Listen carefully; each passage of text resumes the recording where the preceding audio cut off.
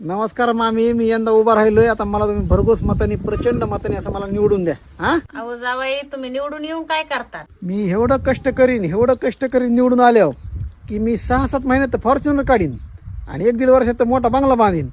बघा तुम्ही. तर सांग बाळा, जपानचे पंतप्रधान कोण? मला का माहित? अगं थोडा अभ्यासाकडे लक्ष ठेव. आई मला सांग, पिंकी कोण आहे? मला काय माहित पिंकी कोण आहे? जरा नवऱ्याकडे लक्ष ठेव. मग येईना मला कुणाच ऐकू, मला पाहिजे काय लिहिते ग? हे बघा ऐका, सोमवारी शॉपिंग, मंगळवारी हॉटेल, बुधवारी फिरायला आणि गुरुवारी पिकनिकला आणि शुक्रवारी ब्युटी पार्लर आणि मग शनिवारी पिक्चरला आणि रविवारी मंदिरात.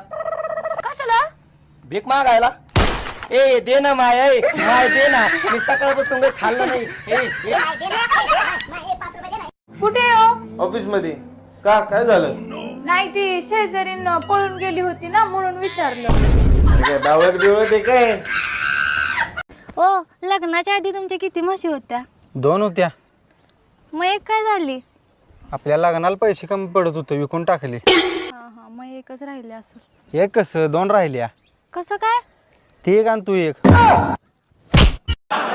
मला सांग, एका वर्षात किती रात्री असतात पटकन? पण एका वर्षात रात्री 10. एका वर्षात 10 रात्री कशा काय? 10 रात्री कशा असतात बघा. हा, नवरात्रीच्या नवरात्री. हा. आणि एक महाशिवरात्रीची रात्र. ओ, ते राहुल पाटलाचं घर कुठं आहे? काय काम आहे? त्यांच्याकडेच काम आहे, मी त्यांना सांगणार आहे. तुम्ही फक्त ऍड्रेस सांगा. अरे असं कसं सांगणार ऍड्रेस? मी तुम्हाला ओळखतो का? उद्या चालून जर त्याला काही झालं तर सगळं माझ्यावर येईल की. अहो, त्यांनी लोन घेतले होते 2 वर्षापूर्वी. मी लोन वसूल करायला आलो. आता सांगा ऍड्रेस. सरळ जावा आणि राईटला वळा. पहिलं घर त्याच आहे. बरं ठीक आहे. काय राहुल पाटील, दिवाळी झाली काय? बैल गेला, गेलं तर जाऊ दे, दुसरं घेऊ. एकही उत्तर तुम्ही बरोबर दिलेलं नाहीयेत. शेवटची म्हण विचारते मी आता. तेलही गेले, तूपही गेले. आता आई कुत्र्यासारखं मारणार. कधीतरी मी हरवले तर तुम्ही काय कराल? काय करणार म्हणजे? मी का बसणार आहे का? पेपर मध्ये जाहिरात देईन तुझ्या फोटो सहित. काय लिहिणार त्याच? लिहिणार, जो माझ्या बायकोला परत आणील त्याला 20,000 रुपये दंड.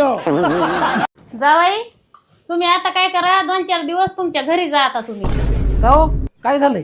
आता आमच्या इथं लग्न आहे 2-4 दिवसांनी. आता जर आमचे पाहुणे रवळे आले तर त्यांना सांगितलेलं आहे आमच्या जावयाला तिकडे बाहेरच्या देशात नोकरी म्हणून.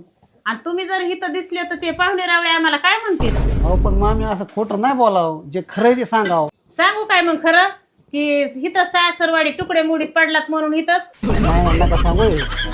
काही गोष्टी खोटं बोलण्यासाठी चांगलंच असतं.